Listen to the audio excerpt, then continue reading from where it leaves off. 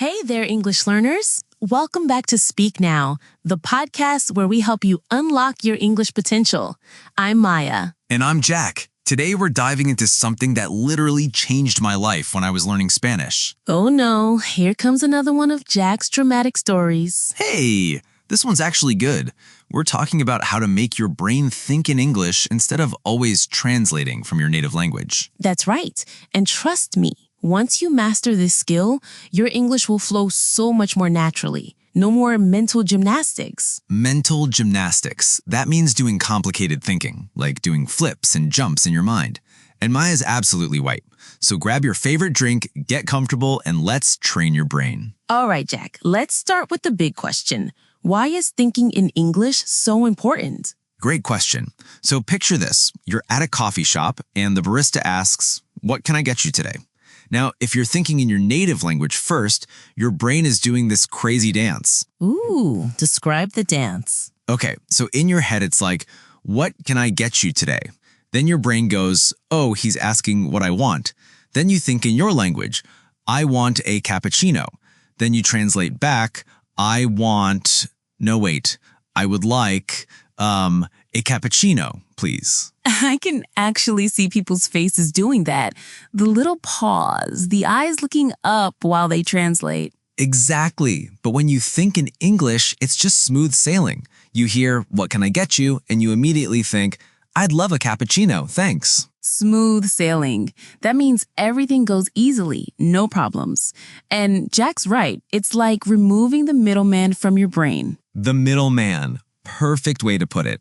Your native language becomes this unnecessary step that just slows everything down. Plus, and this is super important, when you translate everything, you miss out on the natural flow and rhythm of English. Some things just don't translate directly. Oh, like idioms. Try translating "it's raining cats and dogs" literally into another language and see what happens. Giggles. Right. People would be so confused. They'd be looking up at the sky expecting to see flying pets. Flying pets. But seriously, idioms are expressions that mean something completely different from the individual words. "It's raining cats and dogs" just means it's raining very heavily. Exactly. And here's another problem with always translating. You start sounding very formal and robotic, like you're reading from a textbook. Maya, show them what I mean. Say something the way someone would if they're translating from their native language. In a stiff, formal voice. Good morning. I hope you are having a pleasant day. I would like to request information about... Stop. You sound like a robot trying to be polite. Back to normal voice. Exactly. But when you think in English, you just say, "Hey, good morning. Could you help me with something?" Much more natural, much more human. And people will connect with you better too. You know what? Let me share my own embarrassing story about this. When I was learning Italian, I was so proud because I could translate everything perfectly in my head. Oh, I sense a disaster story coming. Oh, it was. So I'm in Rome, right? And I go to this little restaurant. I want to impress the waiter with my perfect Italian. I've practiced this sentence a million times. I would like to order the pasta with tomato sauce, please. Sounds perfect to me. Right? So I say it, and the waiter looks at me funny. Then he starts talking super fast in Italian, asking about the type of pasta, the cooking style, whether I want cheese, and my brain just froze. Oh no, the translation system crashed. Exactly. I could only understand when I had time to translate slowly, but real conversations don't work that way. People don't pause and wait for your brain to do its translation dance. So what happened? Did you starve? Almost. I ended up just pointing at what the person next to me was eating and saying, "Same, please," in English. So embarrassing. But that's actually a great point. Real communication is fast, it's unpredictable, and it flows naturally. You can't pause the world while you translate. Exactly. That's when I realized I needed to start thinking in Italian, not translating to Italian. And the same thing applies to English learners. And unpredictable means you can't guess what will happen next. In conversations, people change topics, make jokes, ask unexpected questions. Right. Like right now, if I suddenly asked you, Jack, what's your favorite type of cloud? Your brain wouldn't translate that question. You just think about it in English. Pause. Wait, that's actually a really random question. Cumulus clouds. They look like cotton balls. Giggles. See, that's what I mean. You didn't think Maya asked about clouds. How do I say cotton balls in English? You just responded naturally. Okay, Maya, let's get a little nerdy for a minute. There's actually science behind this whole thinking in English thing. Ooh, I love when Jack gets nerdy. Tell us, Professor Jack. Don't call me professor. But seriously, when you constantly translate, you're using what scientists call the indirect route in your brain. The indirect route. That's like taking the long way home instead of the highway, right? Perfect analogy. So the indirect route goes hear English, translate to native language, understand, think response in native language, translate back to English, then speak. Wow, that's a lot of steps. No wonder it's exhausting. Right? But when you think in English, you use the direct route. Hear English, understand in English, think response in English, then speak.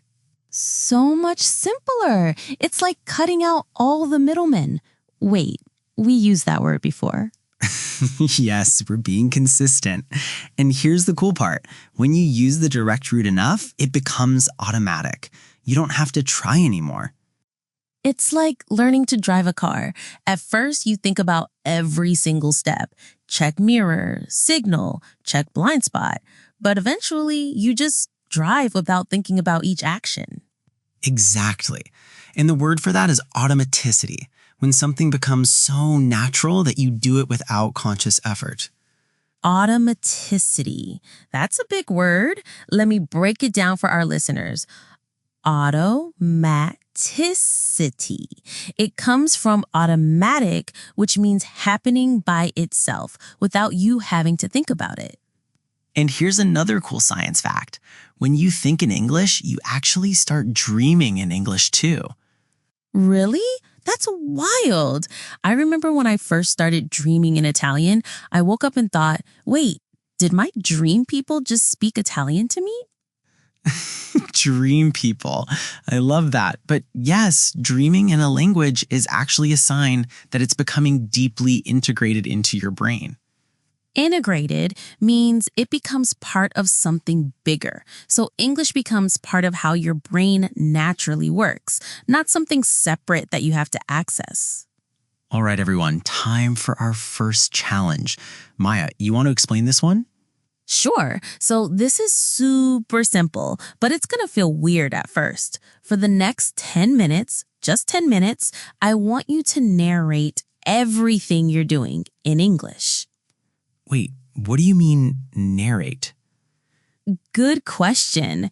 Narrate means to tell the story of what's happening. So like a sports commentator, you know how they describe every action in a game?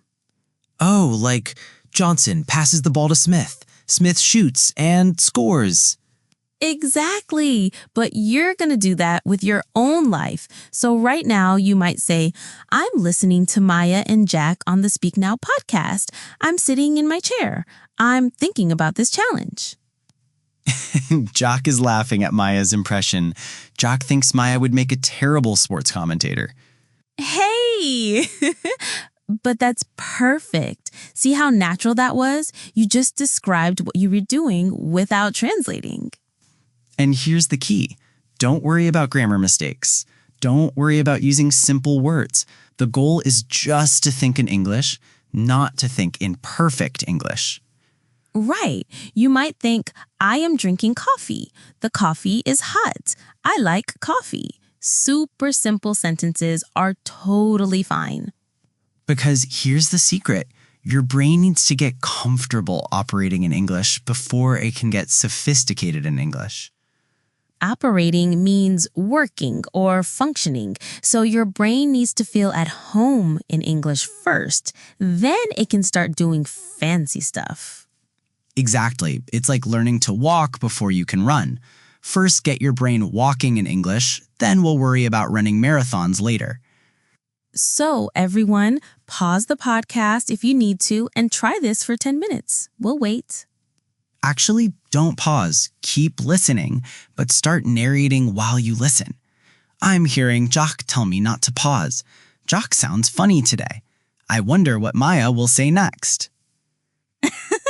Perfect. Multitasking in English. Okay, so we've talked about why thinking in English is important, but let's get practical. Maya, what are your favorite strategies?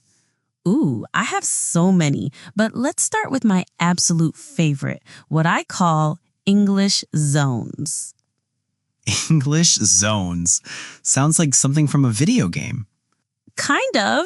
So an English zone is a specific time or place where you only allow English thoughts. For example, every time you're in the bathroom. Maya, did you just tell people to think in English in the bathroom? Yes, why not? You're in there anyway. Instead of just, sitting there, use that time to think in English. You know what? That's actually brilliant. It's private, it's quiet, and everyone spends time there every day. Exactly. And here's what you do. Look around and describe everything you see. The tiles are white. The mirror needs cleaning. I should buy more soap. This toilet paper is really soft. Stop it. But yes, describe everything. It doesn't matter how boring or silly it seems. All right, I'll share one of my strategies too. I call it English emotions. Ooh, that sounds intense. It's actually really simple. Whenever you feel happy, sad, frustrated, excited, describe that feeling in English instead of your native language. Ooh, that's smart because emotions are so immediate, right? You don't usually translate emotions. Exactly. So instead of thinking your equivalent of I'm annoyed in your language, you train yourself to think I'm annoyed or this is frustrating in English. And emotions have simple vocabulary too. I'm happy. I'm tired. I'm hungry. Perfect for beginners. Right. And as you get better, you can get more specific. Instead of I'm sad, you might think I'm disappointed or I'm feeling a bit down today. Disappointed means sad because something didn't go the way you wanted. And feeling down is a casual way to say you're sad or depressed. Here's another one. English planning. When you're planning your day or thinking about what to do next, do it in English. Oh, yes. Like, I need to go to the grocery store. I should call my mom. Maybe I'll watch a movie tonight. Perfect. And planning thoughts are great because they're usually simple and repetitive. You do similar planning every day.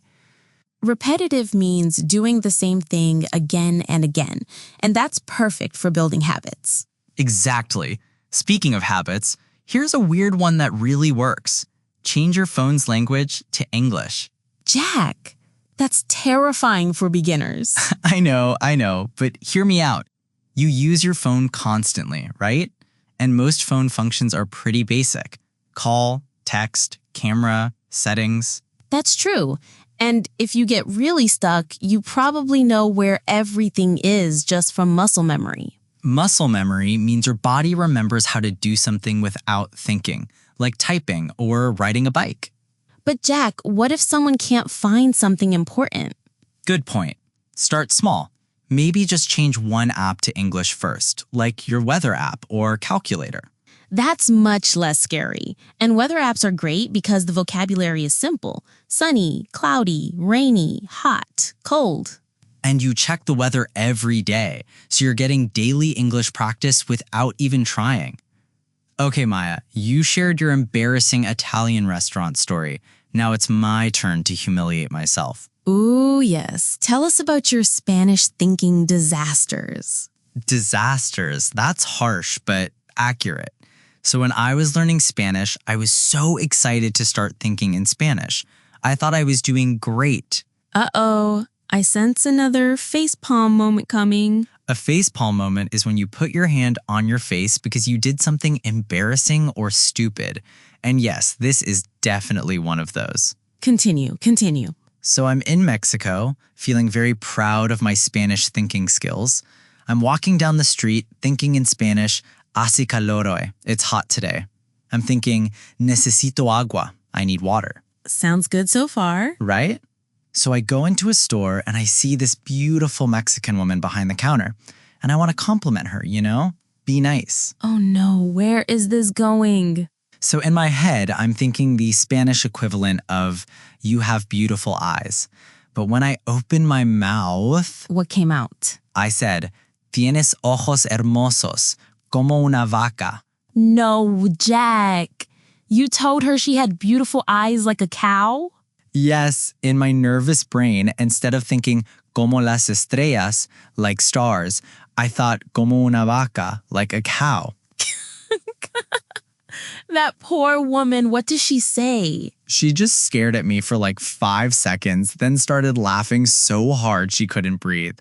Then she called her friend over and told the whole story. That's terrible, but also kind of sweet that she laughed instead of getting angry. Right? She was actually super nice about it.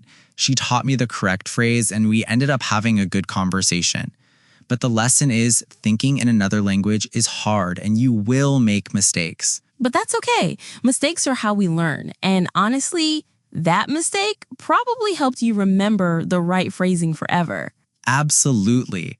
I will never forget como las estrellas because of my cow incident. Incident means something that happened, usually something not planned or a bit embarrassing. And here's the thing. Even though I made that terrible mistake, I was still thinking in Spanish. My brain wasn't translating beautiful eyes from English. It was working directly in Spanish, just incorrectly. That's such a good point. Better to think wrong in English than to think right in your native language and then translate. Exactly. Because thinking wrong in English means you're at least operating in English. You can fix the mistakes later. Time for challenge number 2. Jack, you want to explain this one? Sure. This one is called Inner Dialogue English. Inner dialogue means the conversation you have with yourself in your head. Ooh, I love this one. So everyone talks to themselves in their head, right?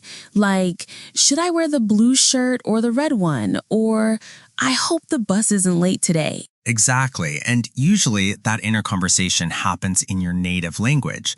But for the next hour, we want you to try having that inner conversation in English. Now, this is harder than the first challenge because inner dialogue is more complex. You're not just describing what you see, you're actually having thoughts and making decisions. Right, but don't panic. Start simple.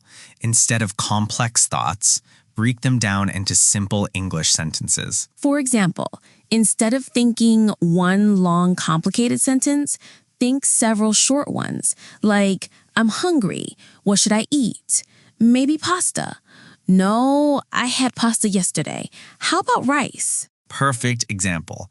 See how each thought is simple, but together they make a complete decision-making process. Decision-making process means the steps you go through to choose something. And here's a helpful tip. Don't worry about grammar in your inner dialogue. Real inner thoughts aren't grammatically perfect anyway. So true. Even in your native language, your thoughts might be like, tired, coffee, need, now. Exactly, like caveman English. Me hungry, food good, where food. Caveman English? I love that. And that's totally fine for this exercise. The goal is English thinking, not English perfection. Now, here's what makes this challenging. You have to catch yourself when you slip back into your native language. And you will slip back a lot. Oh, yes. Your brain will try to sneak back to your comfortable native language. When that happens, don't get frustrated. Just gently switch back to English. Gently means softly, kindly. Don't be angry with yourself. Just think, oops, back to English, and continue. And if you don't know a word in English, don't give up. Try to describe it with simpler words, or just skip that thought and move on. For example, if you can't remember the word refrigerator, just think cold food box or where I keep food cold. Perfect. Your brain will start finding creative ways to express ideas, which actually makes your English stronger. So everyone, try this for 1 hour. Have your inner conversation in English, even if it's simple, even if it's wrong, even if it sounds funny. And remember, nobody can hear your inner dialogue, so don't be embarrassed. This is your private English practice time. Okay, Maya and Jack, let's be honest about something. This thinking in English thing, it's really, really hard at first. Thank you for saying that. I was worried people might get discouraged when they try it and it feels impossible. Right? Some of our listeners are probably thinking, Maya and Jack make it sound easy, but when I try it, my brain just stops working. Labs, and that's totally normal. Your brain is like, wait, what are we doing? This isn't how we usually think. It's like trying to write with your non-dominant hand. You know how to write, but suddenly it feels clumsy and slow. Non-dominant hand means your weaker hand. If you're right-handed, your left hand is non-dominant. And clumsy means awkward, not smooth. So let's talk about the most common problems people face. Problem number 1, brain freeze. Brain freeze is when your mind goes completely blank. You want to think something in English, but nothing comes out. When this happens, don't panic. Just start with the most basic words you know. I am here now. Yes, sometimes you need to restart your brain like restarting a computer. Begin with super simple thoughts. Problem number 2, you know what you want to say, but you don't know the English words. This one is so frustrating. You have a perfect thought in your native language, but English is like, nope. Here's what I do. I try to think around the word. Like if I can't remember umbrella, I think thing that keeps me dry and rain. That's brilliant. And actually, that kind of creative thinking makes your English stronger. You're learning to express ideas in different ways. Exactly. And sometimes the simple description is actually clearer than the fancy word. Problem number 3, you catch yourself thinking in your native language and feel like you're failing. Oh, this happens to everyone. Even after years of practice, sometimes my brain just switches back to English when I'm thinking in Spanish. The key is not to judge yourself. Don't think, I'm bad at this or I'll never learn. Just notice it happened and switch back. It's like meditation. When your mind wanders, you don't get angry. You just gently bring your attention back. Meditation is a practice where you focus your mind, usually by paying attention to your breathing. And Jack's right. Thinking in English is like meditation for language learners. Problem number 4, you feel stupid because your English thoughts are so simple compared to your native language thoughts. Oh, this is a big one. In your native language, you can think complex, sophisticated thoughts. But in English, you're like, I like pizza. I like pizza is a perfectly good thought. Remember, you're not trying to match your native language complexity. You're building English thinking from the ground up. Building from the ground up means starting with the basic foundation and slowly adding more complex parts. Think of it like physical exercise. If you haven't exercised in years, you don't start by running a marathon. You start by walking around the block. Perfect analogy. Your English thinking muscles are weak right now, but every simple thought makes them stronger. And here's something cool. As your English thinking gets stronger, you'll actually start to have thoughts in English that you wouldn't have in your native language. Really? That's fascinating. Can you give an example? Sure. In Spanish, I sometimes think about concepts that don't exist in the same way in English, like sobremesa, the time you spend talking at the table after a meal. Oh, that's beautiful. English doesn't have a single word for that concept. Exactly. So when I'm thinking in Spanish, I have thoughts about sobremesa that I wouldn't naturally have in English. And the same thing will happen to you with English. English has concepts and ways of thinking that might be new for you, like small talk, light, casual conversation about unimportant topics. Or personal space, the invisible bubble around each person that others shouldn't enter without permission. These aren't just vocabulary words, they're ways of thinking about the world that are specific to English-speaking cultures. Ready for our final challenge? This one is my favorite because it's actually fun. Ready for our final challenge? This one is my favorite because it's actually fun. Uh-oh, when Maya says something is fun, it usually means it's secretly educational. Hey, I can make learning fun. Anyway, this challenge is called English Story Time. Ooh, are we telling bedtime stories? Not exactly. Here's what you do. Pick an ordinary activity you do every day. Brushing your teeth, making coffee, getting dressed, whatever. Okay, I'm picking making my morning coffee because I literally cannot function without it. Perfect. Now, instead of just doing the activity, you're going to narrate it like you're telling a story to a friend. But here's the twist. Make it dramatic and interesting. Wait, what? Make brushing teeth dramatic? Yes. Instead of thinking, I am brushing my teeth, think the epic battle between Jack and the evil plaque begins. Jack grabs his trusty toothbrush weapon. That's ridiculous. I love it. The minty toothpaste burns like fire, but Jack must be brave. Exactly. See how much more engaging that is than I put toothpaste on brush. Engaging means interesting and exciting. And Maya's right. When you make it dramatic, you naturally use more descriptive vocabulary. Plus, it's fun. And when learning is fun, your brain remembers better. Okay, let me try with my coffee story. Jack stumbles to the kitchen like a zombie. His eyes are barely open. He must find the magical coffee beans or he will not survive the day. Perfect. Look at all the vocabulary you just used. Stumbles, zombie, barely, magical, survive. Stumbles means walking unsteadily, like you might fall. A zombie is a dead person who walks around from horror movies, and barely means almost not. And survive means to continue living, usually through something difficult. See how much richer your English thinking becomes when you tell stories? This is actually genius, Maya, because stories naturally have emotions, actions, descriptions. Right. Stories force you to use different types of words and grammar structures. You can't tell a story with just, I do this, I do that. And here's another benefit. Stories have a beginning, middle, and end, so you're practicing organizing thoughts in English, not just translating individual words. Organizing thoughts means putting your ideas in logical order, like building a house with a good foundation and structure.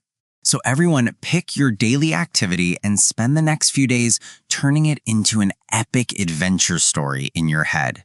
And don't worry about being silly. The sillier, the better. Maya approaches the terrifying washing machine. The dirty clothes are her enemies, but she has the power of detergent on her side.